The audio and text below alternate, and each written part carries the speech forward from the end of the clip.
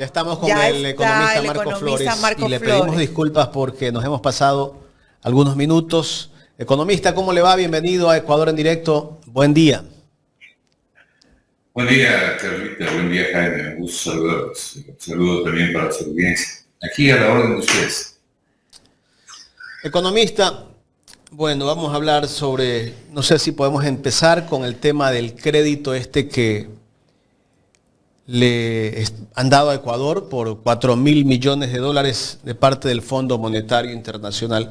Economista, ese crédito que le están dando al país, ¿es un crédito para pagar la propia deuda que tenemos con el Fondo Monetario Internacional? ¿Ese dinero no se lo puede utilizar para otra cosa que sean proyectos, hacer obras para el Ecuador? ¿Va destinado solo para pagar deuda? Al final del día, Jaime, ese crédito o cualquier otro crédito, el gobierno lo puede utilizar, en este caso el Ministerio de Finanzas, hasta para mandar a comprar café. Puede usar para cualquier cosa. Y la razón es bien simple. Créditos del Fondo Monetario generalmente se conceden para fortalecimiento de la balanza de pagos. Eso supondría que no puede usar para cualquier cosa. Pero la verdad no es esa, porque ese dinero entra a la cuenta única del Tesoro Nacional. Al igual que las recaudaciones tributarias, al igual que otros créditos, todo entra a la misma olla, llamada cuenta única del Tesoro Nacional. Y el dinero es fungible. De manera que cuando usted gira contra la cuenta única del Tesoro Nacional, no sabe si está girando la plata que le dio el Fondo Monetario, o la plata que viene de los ingresos tributarios, o de la plata que viene de los créditos que le puede haber dado el BID o el Banco Mundial. Lo que se hace en el Ministerio de Finanzas es simplemente una reasignación de partidas. De manera que en realidad el Estado ecuatoriano a través del Ministerio de Finanzas tiene la suficiente flexibilidad para usar los recursos. El pecado mortal que han tenido los tres últimos gobiernos, fundamentalmente el gobierno de Moreno y particularmente el gobierno de Lasso, es sobreendeudarle al país.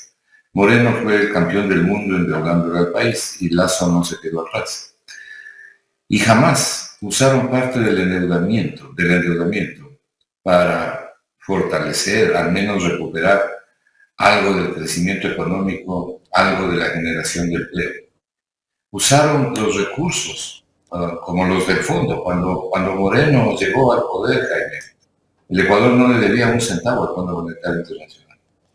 Y ahora el Ecuador le debe 11.000 millones de dólares al Fondo Monetario, sin contar estos 4.000 que todavía no se han desembolsado. O sea, sin contar los 4.000 millones que nos va a dar. Sin contar los 4.000 millones, llegamos a 15.000. Claro, cuando se desembolsan los 4.000. Y la fuente de ¿Y qué se ha hecho con todos esos créditos, economista? A eso voy. Y la fuente de toda esta información es el propio Fondo Monetario. Porque yo saqué la información del Fondo Monetario, de la página web del Fondo Monetario. Mire, el Fondo Monetario tiene todas sus cuentas en una moneda virtual, que es el resultado de un canasto de monedas. El fondo tiene su propia moneda, que se llama Derecho Especial de Giro. Entonces yo lo que hice fue transformar los derechos especiales de giro a dólar. Aproximadamente un derecho especial de giro equivale a 1,33 dólares. Fluctúa 1,32 o 1,33, es bastante estable. Entonces, los 10.998 millones es lo que le está debiendo el Ecuador al Fondo Monetario. Y le digo, cuando Moreno llegó, el Ecuador no le debía nada. Entonces, ¿qué pasó? Dice usted, como es lógico, con esta y con otras deudas. Ingresaron, dice, para fortalecer las reservas internacionales. Acuérdese usted que una de las mentiras más frecuentes de los dos últimos gobiernos fue: hay que engordar las reservas, hay que fortalecer las reservas para salvaguardar la dolarización. Esta es una de las mentiras recurrentes que se le ha dicho al país. Pero cuando ellos quisieron, concretamente en el último año del gobierno de Lasso, cuando les dio la gana o cuando necesitaron, se bajaron casi 5.000 millones de dólares de la reserva y se olvidaron de fortalecer la llamada dolarización. Creo que lo hicieron en 6 meses. Era un engaño. O sea, ese es un cuento de que hay que tener la reserva monetaria más alta para que nos vean bien. para que nos vean bien los acreedores, porque por eso baja el riesgo país. Si usted firma un acuerdo con el fondo, los acreedores están felices. Y usted va a ver que cae el riesgo país si firma un acuerdo con el fondo. Si usted engorda las reservas, si aumenta el dinero de las reservas, los acreedores están felices. Los acreedores privados de los bonos globales ecuatorianos en el exterior están felices, porque dicen, estos tienen dinero para pagar. Entonces el riesgo baja, por eso baja el riesgo país. Y eso es lo que ha venido sucediendo. Ahora, ¿qué pasó con esta plata, con este crédito y con otros créditos? Dos cosas. Primero se usaron para pagar la deuda y luego semanalmente, diariamente, mensualmente sale dinero del Ecuador. El Ecuador ha salido muchísimo dinero. En el gobierno anterior, el señor Lasso incluso redujo el impuesto a la salida de divisas, que fue una invitación a que fluya más dinero hacia el exterior. Allá se fue la plata. Nunca usaron parte de los recursos obtenidos con crédito, como le digo, para fortalecer los procesos productivos, teniendo como tenemos nosotros, terrible, una economía estancada desde el año 2018. El crecimiento económico en el Ecuador es paupérrimo. Y no solo eso, el empleo está estancado desde el año 2018. Mire que ese acuerdo con el Fondo Monetario, que el Ecuador ha firmado una carta de intención hecha por el Fondo Monetario. No, el Ecuador no pone ninguna cosa. ¿Y qué le dice el Fondo Monetario al Ecuador? ¿Qué le dice al mundo? Ustedes en este año van a crecer 0%. Nos hago una pregunta aquí. ¿Cómo el ministro de Finanzas acepta un programa económico con el Fondo Monetario si el Fondo Monetario le está diciendo ustedes en el año 2024 van a crecer 0%? Entonces, a los créditos del fondo se unen varias condicionalidades, varias exigencias de las que podemos hablar, algunas de las cuales a cumplir el Ecuador y otras ya están por cumplirse. Cuando el expresidente Correa cumplió su último año de gobierno, en el año 2016, diciembre de 2016, la deuda pública estaba alrededor del 38.7% del PIB, menos de 40.000 millones de dólares. Hoy está en el 78% del PIB y supera los 83.500 millones de dólares. Es decir, literalmente se duplicó la deuda pública. Y de esta enorme deuda pública de 83.500 millones, con plata del presupuesto del Estado, usted tiene que pagar el 91% de esa deuda. En este año 2024, hay que pagar más de 8.500 millones de dólares. De un presupuesto aprobado en este año en 35.500 millones, hay que pagar 8.500 millones de capital e intereses. Y por eso es que falta dinero para todo lo demás. Entonces, perdón que le interrumpa. ¿Y en qué se invirtió tanto dinero? Porque no vemos obras como hidroeléctricas, que ni siquiera es el mantenimiento han hecho a hidroeléctricas y a las termoeléctricas. ¿En qué se invirtió todo ese dinero de deuda? No se invirtió. Se usó para pagar deuda, se contrató nueva deuda para pagar vieja deuda. ¿Por qué? Porque la economía estancada no generaba los recursos para pagar. Entonces el gobierno de Moreno y de Lasso lo que hicieron que fue usar las reservas internacionales engordadas con créditos externos fundamentalmente para pagar la vieja deuda. Es decir, nueva deuda con se pagó vieja deuda. ¿Por qué? Porque la economía no ha crecido. Pues si la economía ha crecido menos de 0,5% en los últimos 7 años, en los últimos 6 años, y la situación ha sido terrible, el empleo sigue estancado y además en el proceso. Entonces, como la deuda pública es tan grande, para poder pagar los recursos, liquidaron la inversión pública. No es que la redujeron, la destruyeron. La inversión pública en el Ecuador está reducida. Cuando la gente quiera saber cuál es la inversión en el Ecuador, tiene que mirar un indicador y no confundirse con modelos de publicación. Ese indicador se llama formación bruta de capital fijo. La formación bruta de capital fijo es en definitiva la variación de los activos que tiene un país sin considerar los activos financieros, no cuánto han variado los activos. Y cuando usted mira esta información en los últimos 6 años, el promedio es 0,3% del PIB. Hay años en que ha llegado a 0,1% del PIB, o sea, destruida la inversión pública. Por eso usted tiene lo que tiene en los hospitales públicos, usted tiene la red de salud pública literalmente destruida, Usted tiene la gente reclamando atención, llorando por ser atendidos, y tiene además todas las desgracias que está viendo en educación.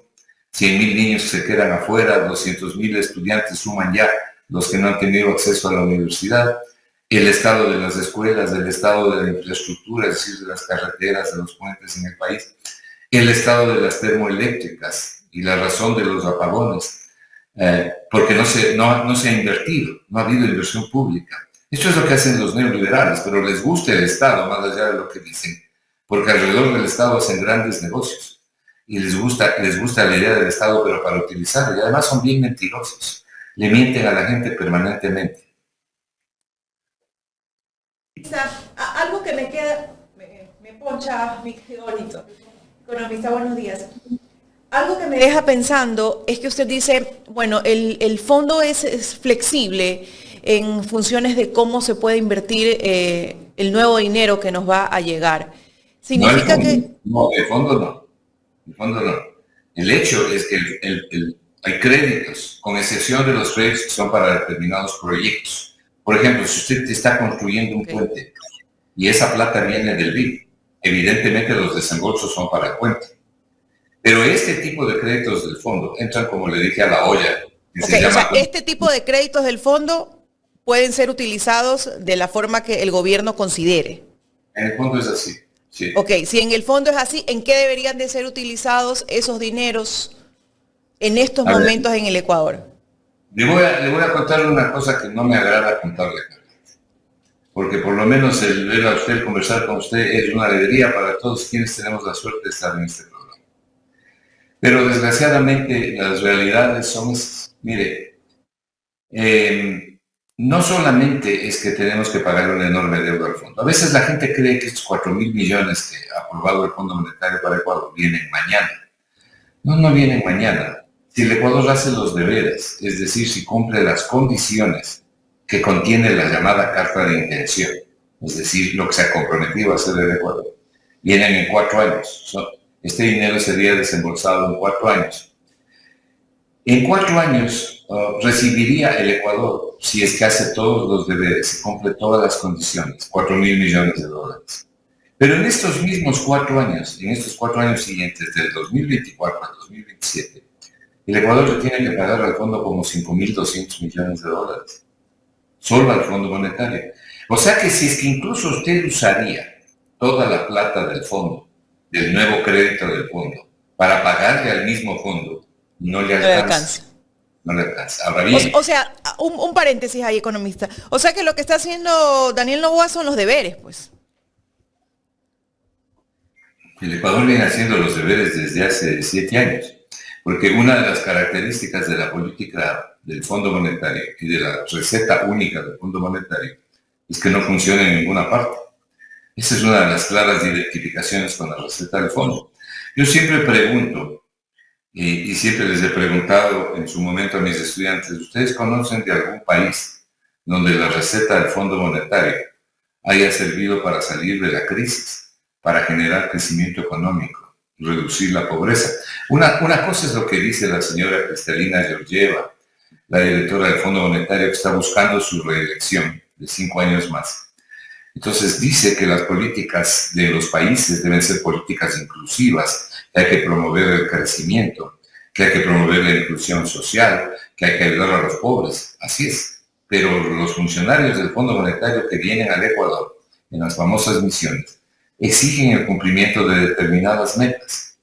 Y como los países, prácticamente sin excepción, en el 99% de los casos, cuando acuden al Fondo Monetario, acuden fiscalmente de rodillas.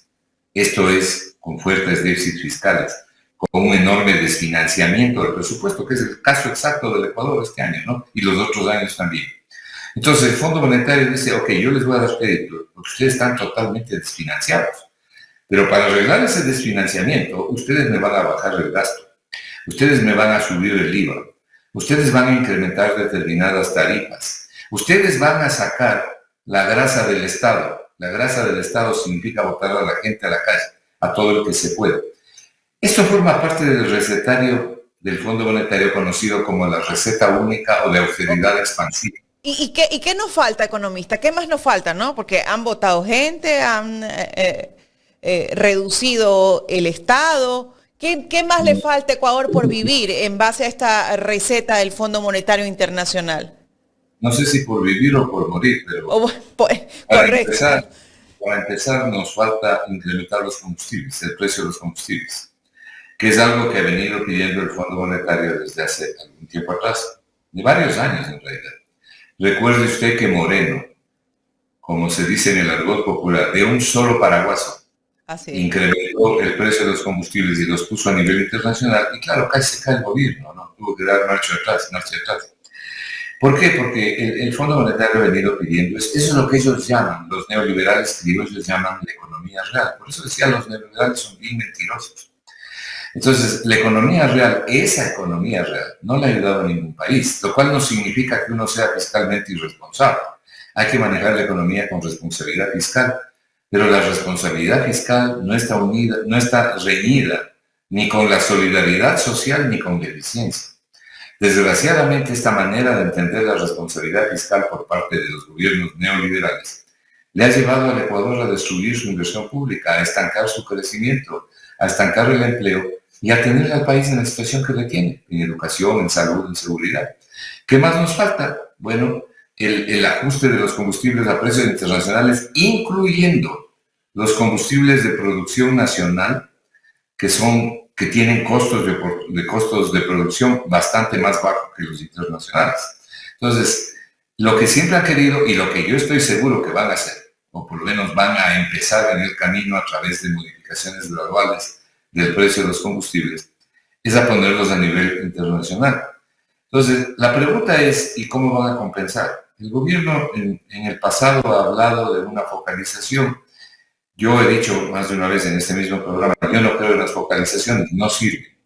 No sirve porque dejan a mucha gente afuera, a muchos sectores de afuera. Lo único que sirve es una compensación, y la única compensación posible es a través de la reducción de impuestos y concretamente del IVA. Pero en este país, en medio del estancamiento económico, no se rebajó el IVA, sino que se subió. Se subió. Contra todo lo que dice la teoría económica, contra todo lo que dice la economía, se subió el IVA. Ese es el neoliberalismo. Ese es el neoliberalismo. Pero solo para concluir este segmento, también seamos justos, Carlita. Culpa de esto lo tiene la gente. Porque los gobiernos no han llegado ahí, como yo suelo decir, puestos por la cigüeña. Llegan ahí por el voto de la gente. Les gusta el neoliberalismo. Ya llevan 3 gobiernos neoliberales. Entonces, si les gusta el neoliberalismo, economista, pero usted ve cómo se van del país volando. No saben cómo irse. Pero también veo varias cosas, ¿no? Por eso digo, si les gusta el neoliberalismo, en el 2025 pueden elegir otro gobierno neoliberal. Pero si es que no les gusta, entonces tienen que cambiar la forma en que vota este país. Porque lo que estamos viendo es que usted dice, se van del país, sí, pero también he visto yo ciertas cosas. La Sierra Central votó masivamente por Lazo y votó masivamente por Noboa. Pichincha y sobre todo Quito votó masivamente por Lazo y votó masivamente por Noboa. En Pichincha y en Quito básicamente están concentrados los empleados públicos. ¿Les gusta el neoliberalismo? Sigan votando si les gusta. Y en la Sierra Central, ¿quiénes están? Está el mayor componente de población india. Entonces, ¿qué es lo que nos está pasando aquí? ¿De qué nos estamos quejando? Nos estamos quejando de lo que nosotros mismos hacemos. Y luego decimos, lo que pasa es que este es un país maravilloso, ¿no? Es un país maravilloso, estamos decidiendo muy bien. Y nos hemos ido, perdónenme la expresión, nos hemos ido al carajo en la economía. Porque el retroceso que tiene la economía ecuatoriana es brutal. Es brutal. La destrucción de los servicios públicos es brutal. Y algo peor, la consolidación de un grupo, de un pequeño sector, que recibe grandes beneficios alrededor del Estado, y una inmensa mayoría en pobreza, porque la pobreza no es solamente la dificultad de juntar unos reales, unos dólares para poder comer, eso es pobreza monetaria. La pobreza monetaria en el Ecuador es 5 millones de personas viviendo con menos de $3 diarios, 2 millones de personas viviendo con menos de $1.70 al día. Eso dice el INE, eso es pobreza monetaria la una y pobreza crítica la otra. Pero el concepto de pobreza es mucho más grave. El concepto fundamental de pobreza que le asfixia al Ecuador es que tiene una población que no ha podido educarse. Y como no ha podido educarse y no puede ahorrar por su pobreza, no puede planificar el futuro. Y como no puede planificar el futuro en esta situación de gobiernos neoliberales, los hijos de los pobres, de estos pobres de los que le estoy hablando, de estos pobres sin educación, sin nutrición adecuada, sin cuidados de salud adecuados, sin vivienda adecuada, pero sobre todo sin oportunidades de progreso adecuadas. Los hijos de los pobres, en lugar de superar a sus padres que fueron pobres, adquirir una profesión, una tecnología, ganar mejor, vivir mejor, nacen pobres y siguen viviendo pobres. Y el pobre sigue siendo pobre y el rico sigue siendo más rico. Entonces, no son fácilmente engañados por campañas electorales, que lo único que son es un concurso de mentiras. Con las pocas excepciones que hay, porque siempre hay excepciones que confirman las reglas. Entonces, al Ecuador se le promete el oro y el moro, y no ahora. Por años ha venido ocurriendo esto, y sigue ocurriendo. Y después, no solamente que no cumplen lo que dijeron que iban a hacer, sino que hacen lo contrario. Y la gente ha votado por ellos, y sigue votando por ellos.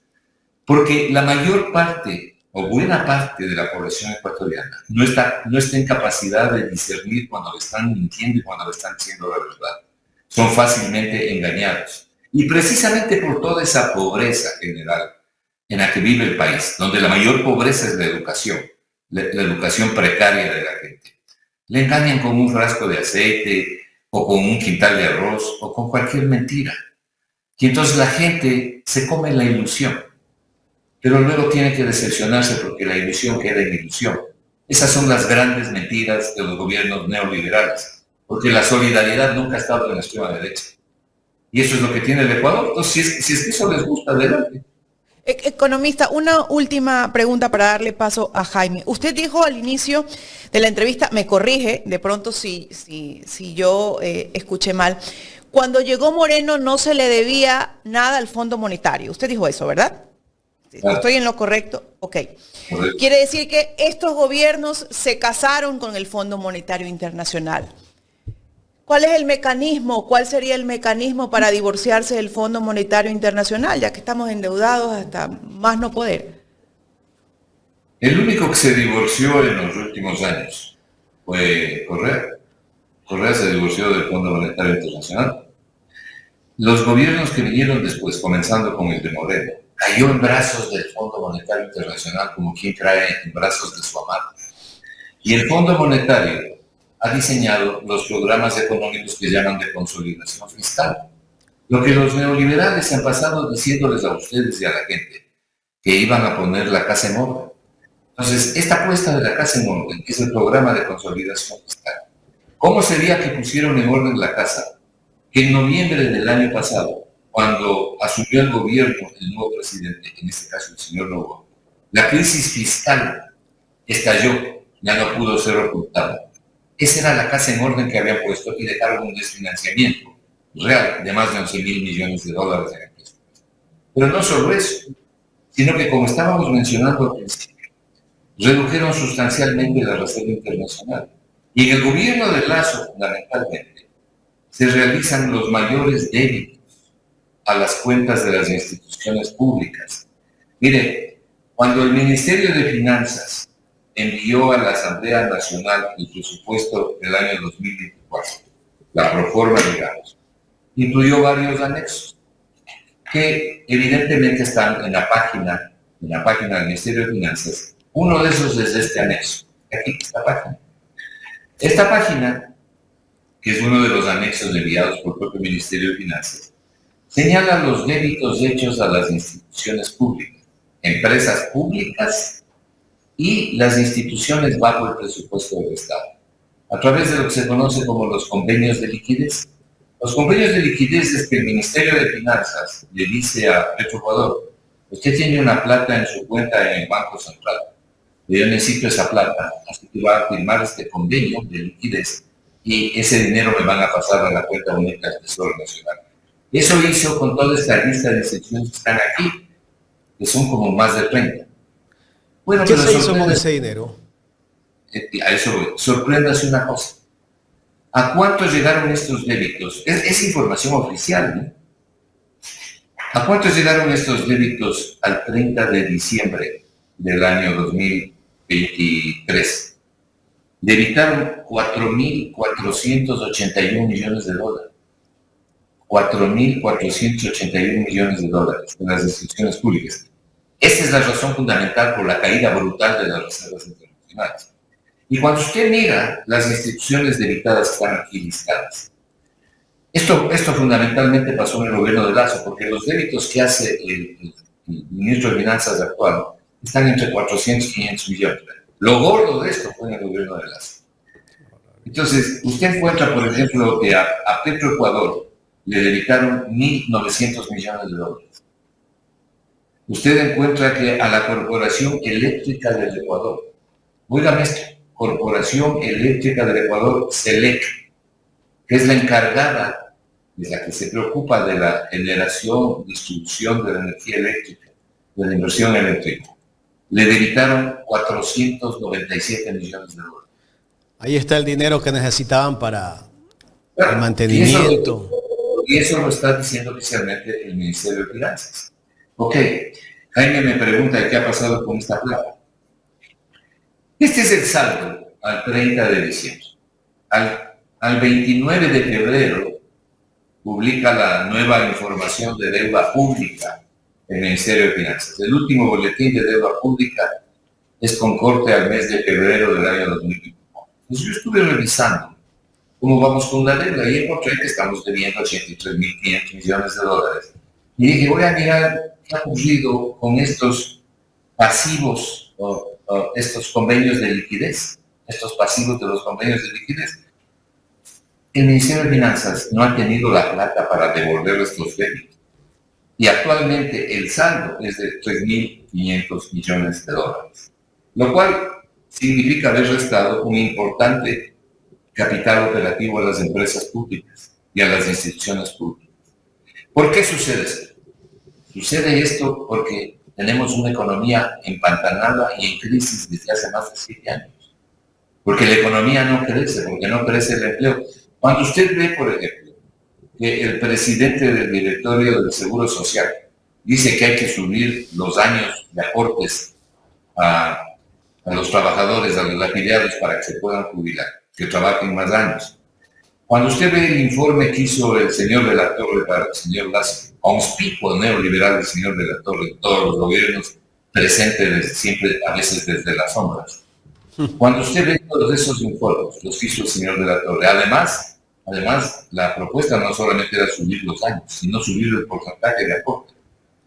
Usted lo que no va a ver es que en los informes del señor de la Torre, por lo menos se haya mencionado de paso que el problema central de la seguridad social está no en el porcentaje de los aportes, sino en el escaso número de aportantes. No hay suficientes aportantes porque no hay suficiente empleo. No hay suficiente empleo porque la economía no crece, porque la gente se está yendo, los jóvenes están buscando refugio a costa de su propio riesgo en otros países. Entonces el problema de la seguridad social, fundamentalmente, no digo que sea lo único, pero fundamentalmente, es un problema de falta de aportantes, que es lo mismo que le está sucediendo al SRI, cuya recaudación tributaria ha descendido en el primer trimestre, porque tiene una economía estancada. Entonces es evidente que lo que hay que hacer es sacarle a la economía del estancamiento, pero no le podemos sacar del estancamiento si tenemos un convenio con el Fondo Monetario que nos exige mayor austeridad, o sea, mayor reducción del gasto. Esto genera un círculo vicioso, que es lo que hemos tenido en los últimos 7 años. Economista, justamente con el tema de la seguridad social, me gustaría entrar a este tema, ¿no? Pero quiero rodar un video de lo que dice justo el señor presidente del directorio del Seguro Social para luego comentarlo. Hacer entender a la gente es un arte y yo espero que el equipo que tenemos hoy sea capaz de trasladar estas inquietudes a la mayor cantidad de ciudadanos posibles. ¿Por qué? Mi intención, Carlos, es que la gente se jubile más tarde. Y para eso lo que tiene la reforma es decir, ok, a las 360 te pago el 80%, pero si te jubilas en 400 aportaciones, entonces te pago más. te pago el 90 o el Está 95%.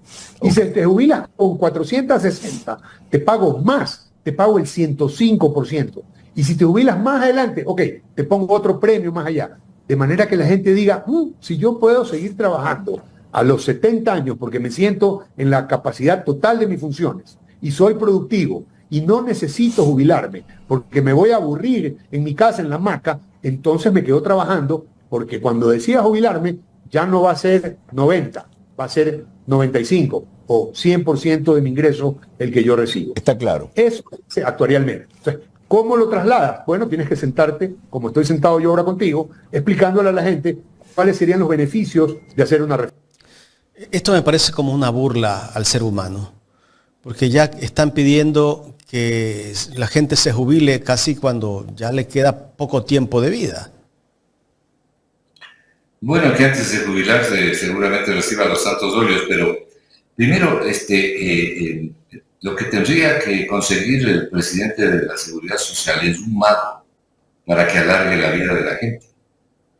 Mire, en Francia, hace poco, no hace mucho, recordaremos, el presidente Macron trató de subir 2 años la jubilación, el tiempo de jubilación. Casi cae el gobierno, ¿sí se acuerda todo lo que pasó en Francia? Sí. Tuvo que dar marcha atrás, definitivamente. Pero bien, esta propuesta de incrementar los años de jubilación está en contra de la dirección del mundo, porque los países están luchando para reducir no solamente los años de jubilación, sino la jornada laboral, por varios motivos. Uno de esos motivos es para que la gente pueda disfrutar un poco mejor de la vida. Para eso, evidentemente, necesita una economía estable y en crecimiento. En el Ecuador, el problema no se soluciona incrementando los años de jubilación. Ese sería solamente un parche. El problema fundamental es un problema económico, no es un problema financiero. El Ecuador, más bien dicho, el Seguro Social, de seguir por el camino que está, con una economía incipiente, estancada, y si no se hace nada, en 2 años puede tener problemas de liquidez. Y eventualmente esos problemas de liquidez transformarse en problemas de solvencia. No es que no hay que hacer nada. Hay cosas que hay que hacer. Lo fundamental es la inversión pública en esta hora, para fortalecer la economía, el crecimiento y el empleo. Lo hemos repetido hasta el cansancio, pero es justo lo que no hacen los gobiernos neoliberales. Destruyen la inversión pública. Y algo más. Hay cosas de la propuesta que le he escuchado. Economista, pero esta es una imposición del Fondo Monetario Internacional. Y bueno, esto es algo que el Fondo Monetario también ha venido. Ellos están cumpliendo nada más con lo que les ordenan. Bueno, están cumpliendo, pero yo creo que están convencidos de hacer, porque el señor de la Torre, no se olvide que fue funcionario del Fondo Monetario Internacional, del Banco Mundial, anda con esa bandera. De la Torre es jubilado del Fondo Monetario. Del Banco Mundial, pero también trabajó en el Fondo Monetario, según él mismo ha explicado. Y con esa bandera se anda paseando en el Ecuador. Entonces, la exigencia de que se eleven las contribuciones, que se eleven los años de servicio, es desde antes del Fondo Monetario y ha caído en terreno muy fértil. Eso ha sido multiplicado y aplaudido por los neoliberales criollos, quienes están absolutamente convencidos que eso es lo que hay que hacer. Pero eso no soluciona el problema. Ahora, lo que le decía, el problema fundamental es otro, y ya lo expliqué. Pero de las propuestas que está haciendo el presidente del Seguro Social, ayer yo hacía en un programa algo que lo voy a repetir aquí. A mí me parece que el señor Peña es un hombre inteligente. Pero que sea un hombre inteligente y que tenga buena intención finalmente, no quiere decir que esté haciendo lo correcto. No es lo correcto proponer el incremento de los años de servicio, ni el incremento del porcentaje de los aportes de los empleados para buscar que solucionar un problema. Porque no lo va a solucionar, lo que va a hacer es poner un parche temporal. La solución es otra. Pero de las propuestas de él, hay ciertas cosas que sí se pueden tomar. Por ejemplo, me parece que la jubilación más tardía, digamos, luego de 2 años o 3 años más, debería ser voluntaria. Así es. Si usted quiere jubilarse cuando tiene 70 años, por decirlo algo, porque ya ha cumplido los requisitos, muy bien, ese es su derecho. Pero si usted está en condiciones de trabajar y puede trabajar y desea trabajar, Debería ser voluntario. Usted quiere quedarse 2 años más. Yo siempre he criticado, cuando he visto en el caso de los militares, que gente en plenitud, que llegan a generales, luego de 2 años tienen que salir, y de otros grados también, estando en plenitud y con gran experiencia. No llegan a 60 años ellos, ¿no? Es esto una vaina exagerada, ¿no? Porque es cuando la gente tiene mayor conocimiento. Economista, perdón que interrumpa. Los oficiales que llegan a generales no llegan a 60 años.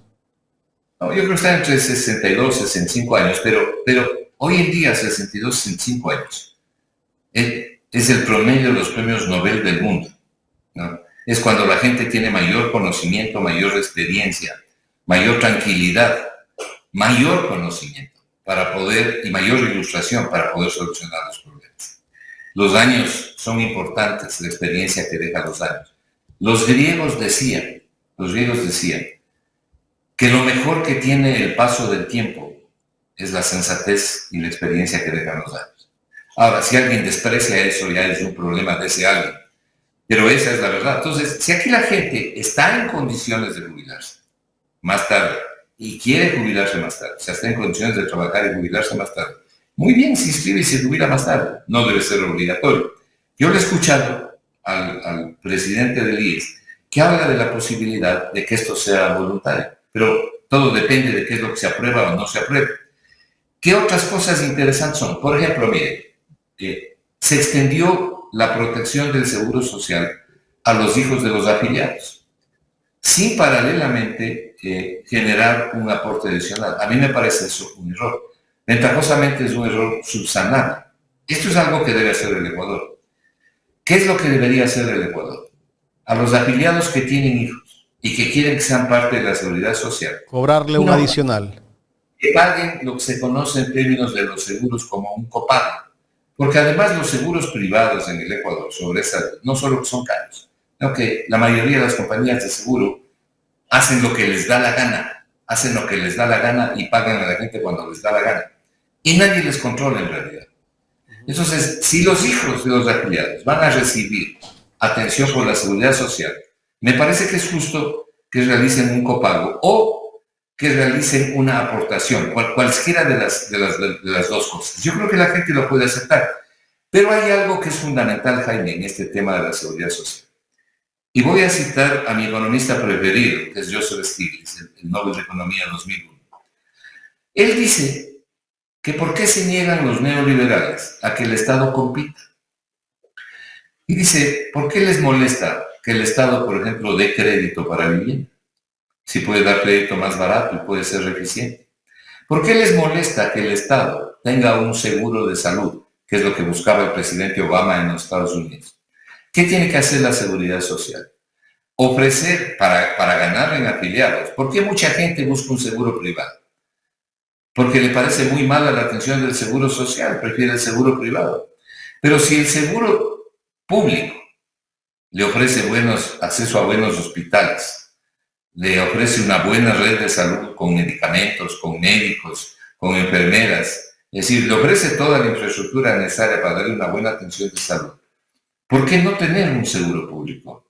Y eso es lo que dice Joseph Stiglitz. Y tenga la seguridad, porque veo que el actual presidente del IES ha conformado unas brigadas que están yendo donde la gente ha afiliado. Es decir, mire, afíliese, pero hay que mejorar la atención.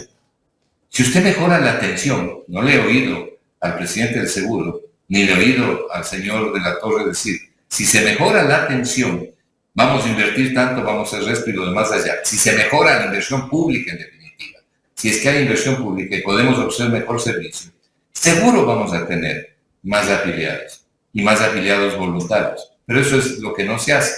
Entonces, esto sobre el tema de los hijos de los afiliados que van a hacer seguro extendido. Yo no creo, además estoy absolutamente en contra de que se tomen en cuenta 30 años para calcular la base de la jubilación, que es lo que propone el actual presidente del Seguro Social y es lo que proponía también de la Torre.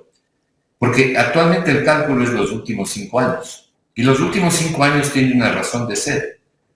¿Cuánto ganaba usted hace 30 años, Jaime? Ganaría $80, $100. Pero hace 30 años, con $100, compraba 5 veces más de lo que puede comprar ahora con esos $100. Ahora con $100 no compra ni siquiera la comida de la semana. Por eso es que las canastas familiares básicas han subido tanto, ¿no? Ya estamos acercándonos a los 900. Mire, yo tengo el caso de una persona que está viendo el programa, Javier Banguera, dice que él tiene 52 años y tiene 418 aportaciones. O sea, bueno, bien joven a trabajar. Y podría ser que esa persona también se jubile a temprana edad también, ¿no?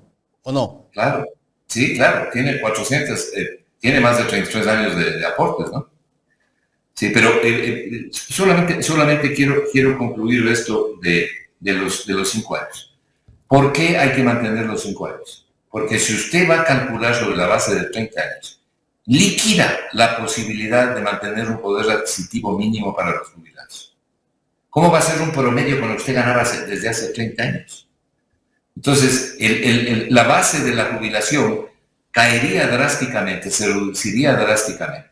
Los últimos 5 años por lo menos le permiten mantener una cierta relación con el poder adquisitivo, porque este es un país exageradamente caro. Entonces, no estoy de acuerdo con la propuesta de eliminar la base de los 5 años y pasarla a la base de los 30 años. Tampoco he visto que haya una diferenciación, por lo menos de lo que se ha conocido hasta ahora, no sé si luego haya, de profesiones que tienen alto riesgo. Mire lo que ocurre en el seguro de los policías y en el seguro de los militares. El seguro de los policías y el seguro de los militares es diferente. Ellos además realizan otro tipo de aportes. ¿Por qué? Porque son profesiones en riesgo. Usted no le puede exigir a la gente que trabaja en cemento, en una cementera, que se jubile cumpliendo los mismos años que el que trabaja en una oficina. A los zafreros no les puede pedir lo mismo, a los cementeros no les puede pedir lo mismo.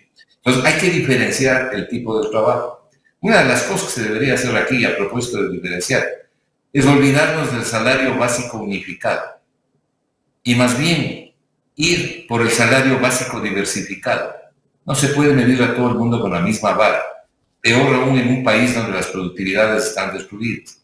Entonces, en este tema de la seguridad social, no se puede arruinar el poder adquisitivo reduciendo el cálculo de los años base de la jubilación, más bien dicho, ampliando de 5 a 30 años. No se puede dejar de distinguir la calidad o el tipo de trabajo. Y por último, no se solucionan las cosas incrementando en un país pobre, incrementando el porcentaje de aportes de los empleados.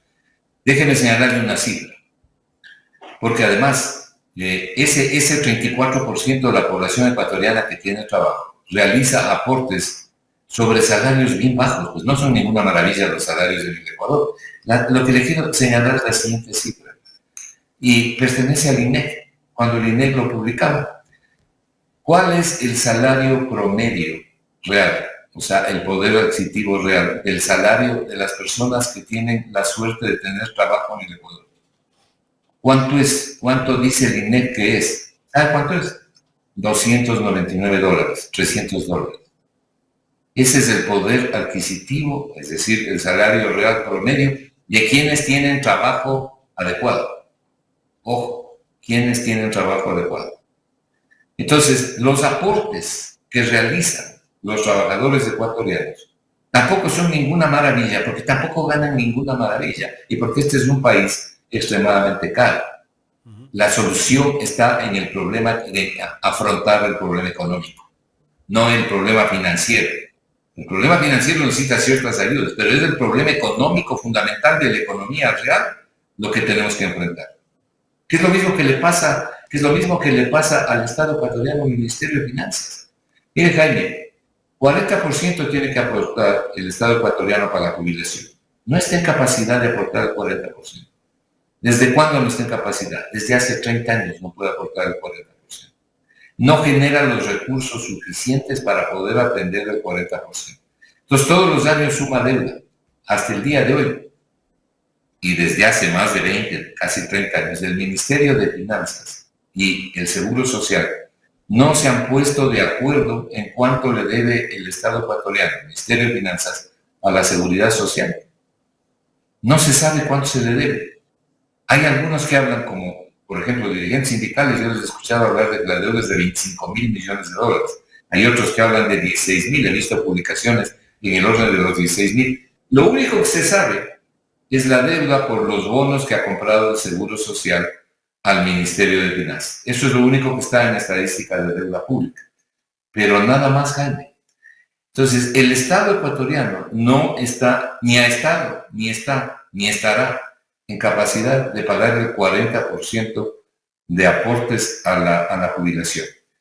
¿Y por qué? Porque no tiene la plata. Por eso tiene semejante déficit fiscal. Si no mejoramos la situación económica, el crecimiento económico y el empleo, lo que estamos haciendo son presupuestos que no se cumplen, que terminan con un déficit y que aumentan la deuda pública. Y cuando se aumenta la deuda pública, el pago de capital de intereses sube y falta plata para todo lo demás. La historia del Ecuador.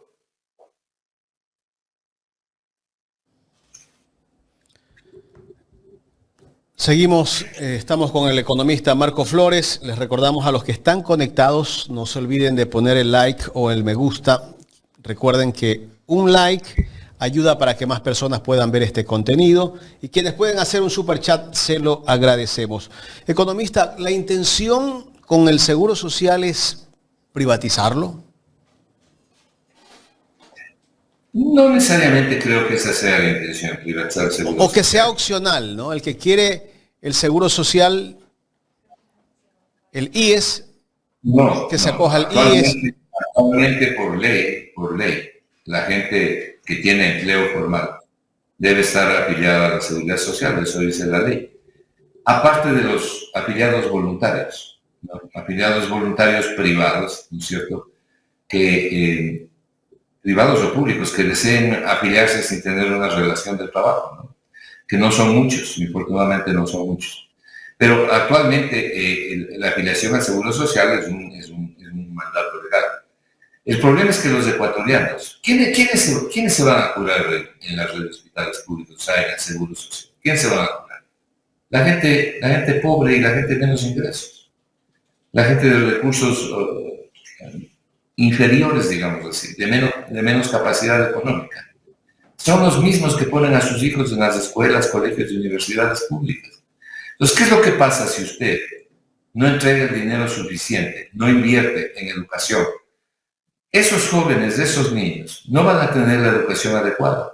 Las personas que van a buscar medicina, a buscar curación, no van a tener la atención adecuada y se van a morir nomás, que es lo que está pasando ahora. Porque ni siquiera a las personas de Solca se les ha podido atender, porque hay deudas impagas. Las personas que fueron derivadas del seguro a que se atiendan en clínicas privadas son rechazadas por la deuda que tiene el seguro con estos centros hospitalarios privados. Mire cómo afecta la destrucción de la inversión pública, para no hablar de la destrucción de un elemento básico del crecimiento económico que es la infraestructura, o sea, carreteras, puentes, en fin, la obra pública. ¿Cuál es la obra pública de los últimos 7 años? ¿Dónde fueron los 40 y pico de mil millones de dólares adicionales de deuda pública? Bueno, tiene que mirar las dos hojas del lado del balance, ¿no? En un lado, la deuda que contrajo. Y en el otro lado tiene que ver si se incrementaron los activos. Si se incrementaron los activos más que los pasivos, si es que usted hizo hidroeléctricas, hospitales, colegios, carreteras, si es que usted incrementó la inversión pública y los activos fueron mayores que los pasivos, entonces bienvenido el endeudamiento. Pero en los últimos 7 años eso no ha ocurrido. Lo único que se ha incrementado son los pasivos. Y por eso es que tenemos que pagar lo que tenemos que pagar en capital de intereses anualmente. Ahora, a partir del año 2024, hay que comenzar a pagarle al Fondo Monetario Internacional. Entonces, como le decía, en los próximos 4 años, del 2024 al 2027, al fondo tenemos que pagarle más de 5.000 millones de dólares. Ahora, en esto hay una cosa interesante. Solo en este primer año de 2024, el Ecuador podría recibir, porque los próximos años ya no, el Ecuador podría recibir 2 desembolsos del Fondo Monetario de 800 millones de dólares. Digamos que puede recibir con un poco de suerte y se hace el Ecuador los llamados deberes, o sea, cumple la condicionalidad. 1.600 millones de dólares. ¿Cuánto tiene que pagarle este año el Ecuador al Fondo Monetario? Tiene que pagarle 1.000.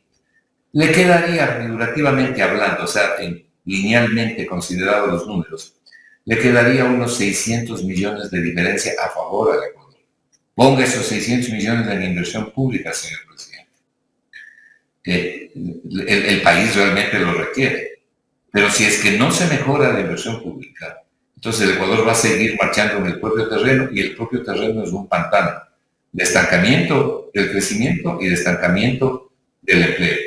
La consecuencia la paga la gente, dependiendo de su nivel de ingreso. Y por tanto, las mayores consecuencias tienen que sufrir las gentes de menores ingresos. Correcto. Estamos conversando con el economista Marco Flores. Economista, ¿podemos entrar al tema de este caso del trabajo por horas? Que en el referéndum el pueblo rechazó el tema del trabajo por hora y resulta que el gobierno quiere insistir vía acuerdo ministerial. ¿Qué es lo que pretenden hacer, economista? Burlar la decisión popular. A mí siempre me parecieron lamentables, como me parece lamentable la presencia de la señora que está en el Ministerio del Trabajo. Pero estas declaraciones que ha venido haciendo en los últimos días, me parece que rebasan lo lamentable en realidad. Y además le está perjudicando al gobierno, le está perjudicando a su propio gobierno. Usted no puede decirle a la gente a quién se le ha llevado a que dé una opinión en una consulta sobre el trabajo por horas, y con el 70% dice no al trabajo por horas. Le guste o no le guste al gobierno, le guste o no le guste a alguna gente. Ese fue el resultado. La respuesta fue no, queremos el trabajo por horas. Usted no puede venir a decir aquí, no, pero algunas cosas sí se pueden hacer por horas con solamente es cuestión de firmar un contrato. Eso es una burla, es una tomadura de pelo. ¿Qué dirá la Corte Constitucional? Usted se puede imaginar las acciones que van a interponer desde el punto de vista legal los afectados. ¿Qué dirá la Corte Constitucional? ¿Qué dirá la Administración de Justicia? Que es otro de los problemas serios que tiene el Ecuador. De manera que me parece lamentable. Yo creo que una de las cosas que ayudó a la victoria del no fueron las declaraciones de la ministra de Trabajo, porque por lo menos 5 o 6 cifras dio sobre el trabajo por hora y las iba cambiando. Y claro, eso provocaba un gran desasosiego en la gente y indignaba a la gente, como es lógico. De manera que absolutamente en desacuerdo con esas declaraciones, absolutamente en desacuerdo con la propuesta. Hay que respetar la voluntad popular, equivocado o no. Yo no creo que la voz del pueblo es la voz de Dios, nunca he creído eso. Pero eso dijo el pueblo, así que eso es lo que se tiene que obedecer. Aquí no hay dónde darle vueltas. Y varios importantes analistas jurídicos, importantes constitucionalistas y abogados, han señalado lo que yo lo estoy diciendo. Yo no soy abogado, soy economista. Pero el sentido común me dice que es un absurdo y es un desafío a la gente. Correcto. Entonces, ellos seguirán insistiendo con este tema. Seguramente el gobierno, como nosotros lo hemos comentado aquí en este espacio, estas han sido las preguntas clave para el gobierno, ganar estas preguntas que no la pudieron ganar, el trabajo por hora y el arbitraje internacional. Pero buscarán seguramente salir con la de ellos. Lamentablemente, esto va a demostrar de que el presidente se siente como que es un dictador en este país. Bueno, si el Ecuador no tiene los contrapesos necesarios en la Asamblea, para cualquier presidente, no solamente en el momento actual, los contrapesos necesarios en la Asamblea, en la Corte Constitucional, entonces el Ecuador realmente se ha convertido en tierra de nadie, donde se puede hacer lo que a un grupo le da la gana. Entonces aquí estamos sujetos a los caprichos y a las voluntades de grupos de personas que les vale madre la Constitución, que les vale madre lo que resuelve la gente en consultas populares o en referéndums. Entonces el Ecuador ha retrocedido brutalmente también en ese espacio. Yo confío que no sea así. Yo confío que estos sean solamente unos malos hervores de última hora, porque no han podido asimilar la derrota de las dos preguntas fundamentales, que era el trabajo por horas y el arbitraje internacional. El arbitraje internacional es otra gran mentira. Porque a la gente le mienten. Los neoliberales, como le dije, son bien mentirosos. y le dicen, se han pasado, mire lo que van siempre a declarar del foro mediático. Usted sabe quiénes forman parte del foro mediático. Mire lo que dicen en las entrevistas de los grandes medios. Si no tenemos arbitraje internacional, no va a venir la inversión extranjera. ¿Cuál inversión extranjera? Porque actualmente tenemos arbitraje internacional. Por eso estamos pagando lo que estamos pagando. Por eso el Ministerio de Finanzas tiene 2.400 millones de dólares en el presupuesto del Estado como pasivos contingentes de pagos de laudos futuros. Ok, entonces actualmente hay arbitraje internacional. Ahora mire cuál es la inversión. No existe inversión internacional. Porque el que usted entregue los campos petroleros en producción, como Sacha, por ejemplo, cuyo precio del barril de petróleo, precio de producción o costo de producción, está alrededor de $8, entregue a una empresa privada para que el Estado le reconozca como le reconoce a otra empresa privada que tiene un campo de producción aquí, reconoce más de $30, $34 del barril. Y usted entregue los reductos crudos pesados nuevamente a que maneje una empresa privada pudiendo manejar Petroecuador y que eso le cause, como están diciendo los informes de los propios trabajadores de Petroecuador, que le produciría una pérdida de $2.500 millones al Estado ecuatoriano, o sea, a la gente. Eso no es inversión privada, eso es negocio privado. Que usted entregue la generación eléctrica, ¿no? Entregue la generación eléctrica. Yo no me opongo, decía yo en un programa, a que haya generación eléctrica privada, pero que compita con la pública. Porque no se puede simplemente establecer generación eléctrica privada usando la infraestructura del Estado y haciendo como se hizo con la famosa ley eléctrica hace menos de 2 meses, que se les concedió la posibilidad de que le vendan al Estado hasta la energía para el alumbrado público. ¿Usted cree que entregar las hidroeléctricas a manos privadas es inversión? Es negocio. Claro. La inversión no es esa. La inversión es la que viene a jugarse el riesgo. Y tiene derecho entonces que se le reconozca la utilidad. Economista, es más o menos como concesionar las carreteras en buen estado para que otros las administre y se lucre. Claro, que el tema de las carreteras es otro, ¿no? Yo creo que es una buena medida concesionar determinadas carreteras. O sea, está bien que ellos construyan una carretera y que se concesione. Claro, que construyen o no construyen, pero el mantenimiento se puede concesionar. Pero lo de las carreteras es muy diferente. Aquí estamos hablando de algo fundamental que forma parte del patrimonio del Estado. Estos son los principales activos del Estado. ¿Qué es lo que tiene fundamentalmente el Estado ecuatoriano? Fundamentalmente los activos son las hidroeléctricas, o sea, la energía en definitiva, ¿verdad? Mientras paralelamente se están concediendo aquí enormes subsidios a las mineras. ¿Cómo puede ser posible que aquí hayan sectores a los que les ha concedido subsidios para que paguen 5 centavos del kilovatio hora, al resto de la gente le cobren 9 centavos, y hayamos tenido que pagar los ecuatorianos hasta 65 centavos por kilovatio hora en energía que se le compró a Colombia? Pero a estos sectores privilegiados, cuando nosotros pagábamos 65 centavos, el país pagaba 65 centavos, se le cobraba 5. O sea, ¿cuál es la presentación de semejante barbaridad?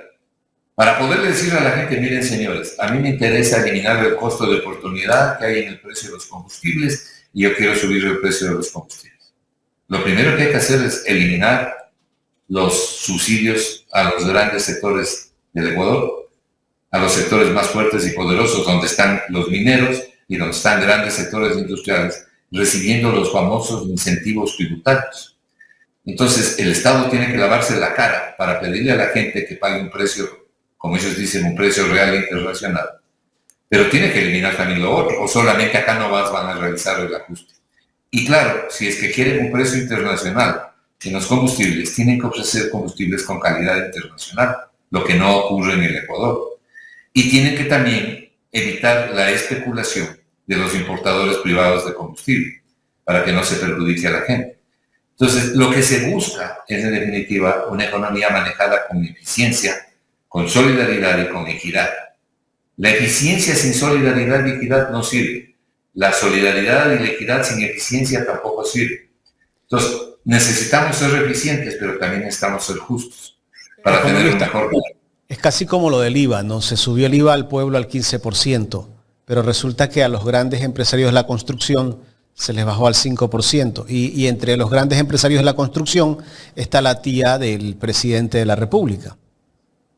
Cuando usted mira las estadísticas oficiales que publica el propio SDI, publica un informe que se llama gasto tributario.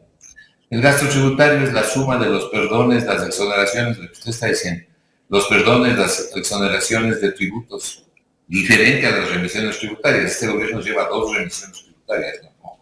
2 remisiones tributarias en este gobierno.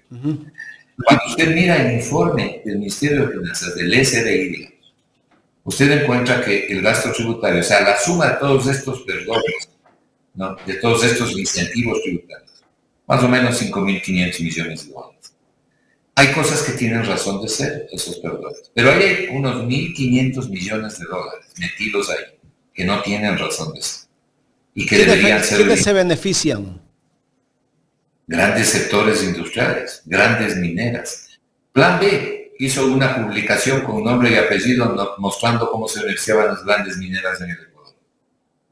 Es decir, hay suficiente evidencia. Hay un informe del Ministerio de Energía donde le dicen al señor Santos que suspenda los incentivos tributarios a las grandes mineras que les están dando en el costo de la energía, porque se comprometieron estos sectores para recibir ese beneficio tributario, o sea, en definitiva pagar 5 centavos del kilovatio hora, que no lo paga nadie, ¿no? Los ciudadanos 9 centavos, y como le dije en su momento, se ha llegado a pagar hasta 5 centavos por parte del Estado ecuatoriano, a ellos a 5 centavos.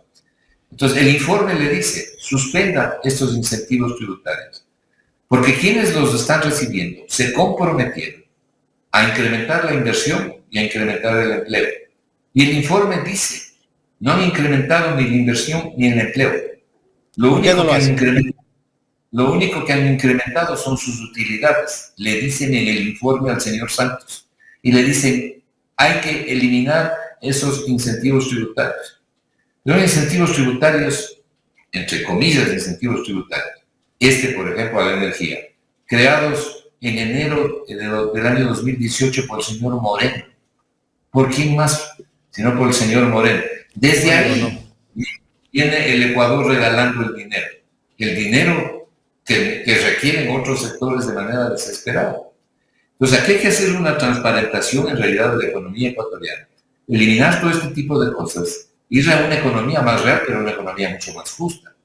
Y utilizar la inversión pública como un instrumento de desarrollo, que es lo que debe ser en todos los países. Pero los neoliberales se oponen dramáticamente a la inversión pública, la desprestigian. Entonces, lo que hacen es que ahogan a las empresas públicas, como le han ahogado a CNT, por ejemplo, a la empresa de telefonía ecuatoriana, le han llenado de gente, le han liquidado la inversión para justificar su privatización. Y lo mismo han hecho... CNT va a la privatización, parece, ¿no? Bueno, es lo que han querido hacer siempre, ¿no? Es lo que han querido hacer siempre. No sé por eso es que entraron casi que a destruir esa empresa. Yo recuerdo que hasta el 2017 esa empresa rendía utilidades. Pero claro, sobre 100 millones de dólares de utilidades. Y yo veo que hay gente en esa empresa que se esfuerza por darle eficiencia. Yo he visto, por ejemplo, de manera cercana a los servicios que otorga CNT, el grado de respuesta es prácticamente inmediato, o por lo menos es un grado de respuesta adecuado, hacen esfuerzos. Pero el Estado les trata de aplastar. El desprestigiar, por ejemplo, la inversión petrolera, es decir, no tenemos la plata para mantener los campos petroleros, para mantener la curva de producción. El famoso cuento del señor Santos de toda la vida y de su carnal, el otro lado de su personalidad, que es el señor Ortiz. Los dos son los que venían siempre señalando esto. El señor Ortiz, cuando llegó al ministerio, dijo, vengo aquí a privatizar todo lo que haya que privatizar. Él mismo lo dijo. Bueno, este desprestigio de lo público es parte de la receta neoliberal. Lo público no sirve. Hay que quitar lo público y pasar a lo privado. Cuando lo que tiene que toda haber... esta crisis eléctrica, economista, fue creada, ¿verdad? Porque no hicieron nada, no invirtieron. Bueno, para que después si venga... mira lo que ha dicho el propio señor Luque. encargado del Ministerio de Energía ahora. Él ha dicho, algo que los analistas, quienes hacemos opinión sabemos, y mucha gente lo sabe. Aquí se destruyó la inversión pública en áreas inclusive dramáticamente sensibles. La salud, una de ellas, la educación, pero el otro también el área de la energía. ¿Qué ha dicho el señor Luque? Que no se hizo el mantenimiento del parque termoeléctrico, sabiendo, como el Ecuador sabe, que tiene al año ciertos periodos de estiaje, donde baja la cantidad de los caudales de las hidroeléctricas, se produce menos energía y es necesario complementar con la generación termoeléctrica. No dieron mantenimiento. Pero ¿cómo van a dar mantenimiento si les han debitado la plata? Y además nunca se les ha ocurrido hacer. Esa es una gravísima irresponsabilidad. Lo ha dicho, y yo aplaudo que lo haya dicho, el propio ministro encargado del Ministerio de Energías, del Ministerio de Energía y Minas. Entonces, esto ha venido ocurriendo en diferentes áreas del sector público. El sector público lo que requiere es una auditoría de procesos, una auditoría de gestión para volverlo eficiente y dotarle también de calidez. Y eso es algo que se puede hacer para mejorar la eficiencia en el sector público, no para destruirlo, pues. Usted no puede entregar los campos petroleros que están en producción.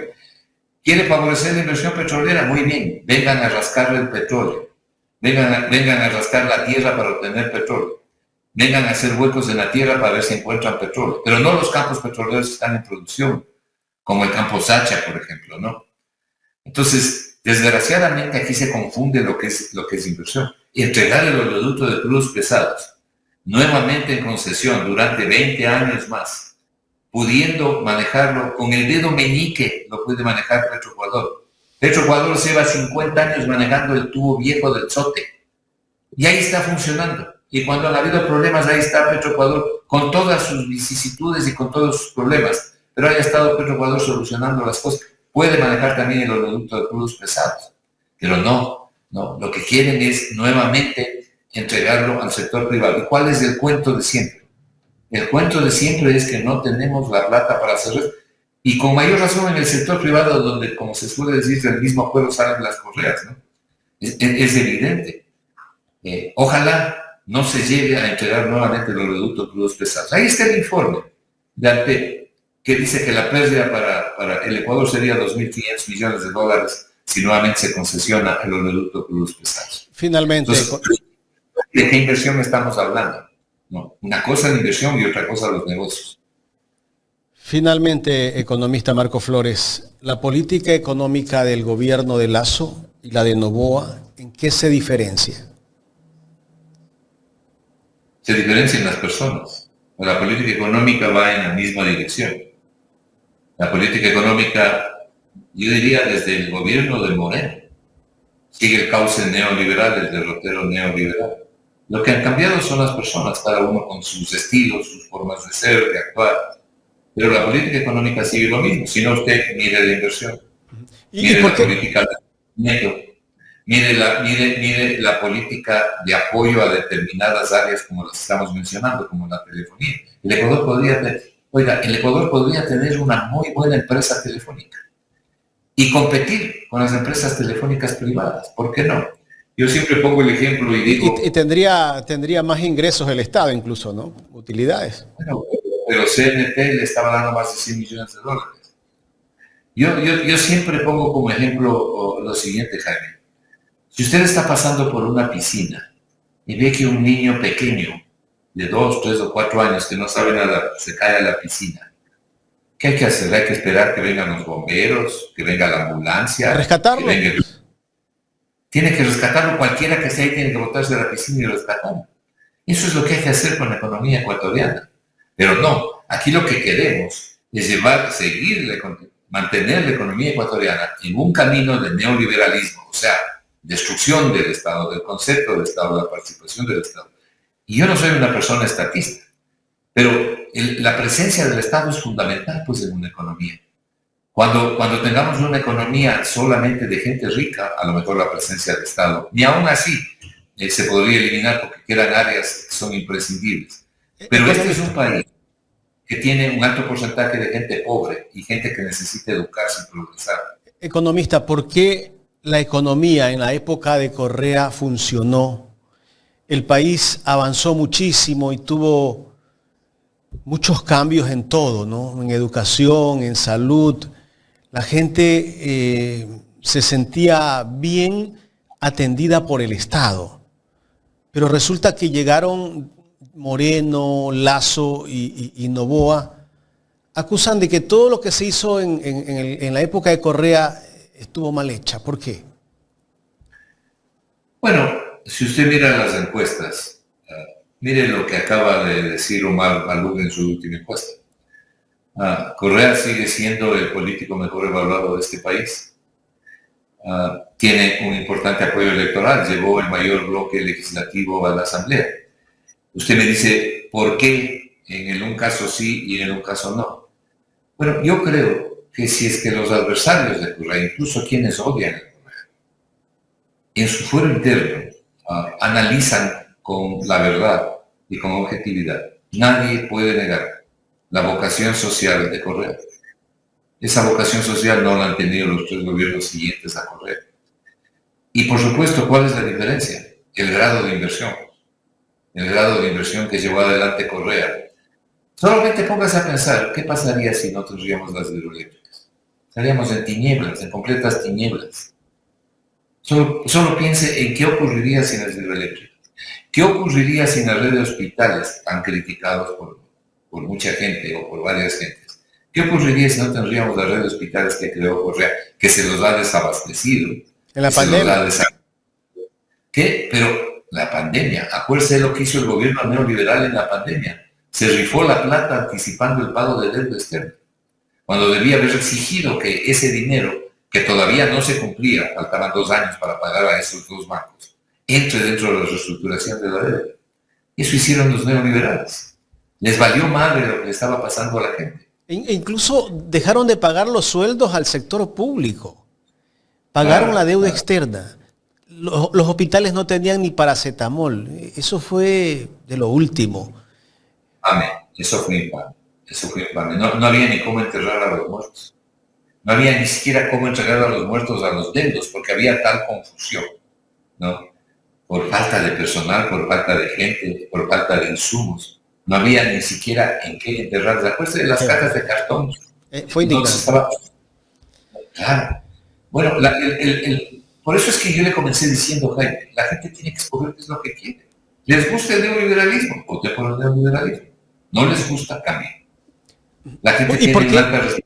Y la última, economista. ¿Y por qué la economía en la época de Correa fue estable? Por la inversión, pues. Por la inversión que llevó adelante Correa. Hubieron años en que la inversión fue 14 puntos del PIB. Y hoy no llegamos a medio punto del PIB.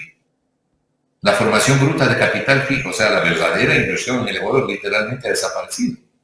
Y lo que se ha incrementado es la deuda. Correa dejó la deuda alrededor de 40.000 millones de dólares. Y hoy tenemos 83.500 millones de dólares. Entonces el pago de capital de intereses también se ha multiplicado. Pero además se ha multiplicado sin crecimiento económico. Sin crecimiento económico. Yo le hablaba hace un momento que hay que mirar las 2 hojas del balance. ¿Cuáles son los activos? O sea, ¿en qué usó la plata? ¿Usted usó la plata para pagar deuda y para que salga dinero del país o lo utilizó para hidroeléctricas, para construir un puente, para construir una carretera? Eso marca la diferencia. Así es. La infraestructura básica es pilar fundamental del crecimiento económico. Pilar fundamental. En todo índice que calcule cualquier país en el mundo de cómo marcha su economía, un pilar fundamental es la infraestructura básica. Si usted destruye la infraestructura básica, está destruyendo el crecimiento económico, está destruyendo las posibilidades de progreso de la gente. Y yo quiero terminar simplemente recalcándole, Jaime, si nosotros no invertimos en la gente, si no le damos educación a la gente, buenas escuelas, buenos colegios, si no atendemos a los niños con tablets, a través del internet se transmite el conocimiento también en forma fundamental. Si no les ayudamos con un desayuno, un lunch, un almuerzo escolar, si no les proveemos de libros a los niños pobres, les estamos quitando la posibilidad de que ellos salgan de la pobreza de sus padres. Y les estamos dejando en la misma pobreza de sus padres, es decir, trasladando la pobreza de generación en generación. Y eso es infame. Y eso es infame. Miren, muchos estudiantes pobres que tuvieron la oportunidad. Yo tuve la suerte de estudiar en una de las mejores universidades del mundo. Y sabe cómo he visto yo con agrado cuando jóvenes pobres de este país han ido a estudiar en las principales universidades del mundo. No porque tenían el dinero, sino porque el Estado les dio una beca. Cuando vinieron los gobiernos neoliberales, les hicieron la vida miserable a quienes habían llegado graduados, que ni siquiera encontraban trabajo. Pero además les exigían pagos que no podían hacer porque no tenían dónde trabajar. Mientras ellos se aprobaban leyes y revisiones tributarias para beneficiarse. ¿Eso quiere el Ecuador? ¿Qué tipo de país es el que queremos? ¿Qué tipo de país queremos finalmente? Y si queremos un país diferente, entonces actuemos de manera diferente. Exijamos que los gobiernos cumplan y que vayan en la dirección correcta. Y busquemos la posibilidad de unirnos a través del progreso y la solidaridad, que es algo que mucha falta le hace al país. Porque aquí se ha perdido solidaridad. Aquí se han perdido valores fundamentales. Y en gran medida lo que tenemos alrededor es un relajo, donde cada cual coge las peras como puede. Y así no se puede marchar. Necesitamos unificar este país. Necesitamos verdaderos líderes que unifiquen este país y que entiendan que el progreso de la gente es fundamental para salir de todos estos problemas, de estas vicisitudes en el Seguro Social, en el Ministerio de Finanzas, en el presupuesto del Estado. Pero ese camino no lo traza el neoliberalismo. Ese camino no lo traza ultra neoliberal. Quiero agradecerle por el tiempo. Hoy hemos conversado casi que 1:20. Muchísimas gracias, economista.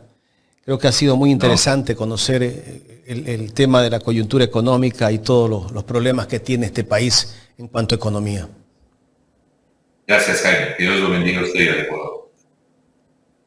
El economista Marco Flores, ex ministro de Finanzas, conversando con nosotros en esta mañana, aquí en Ecuador en Directo.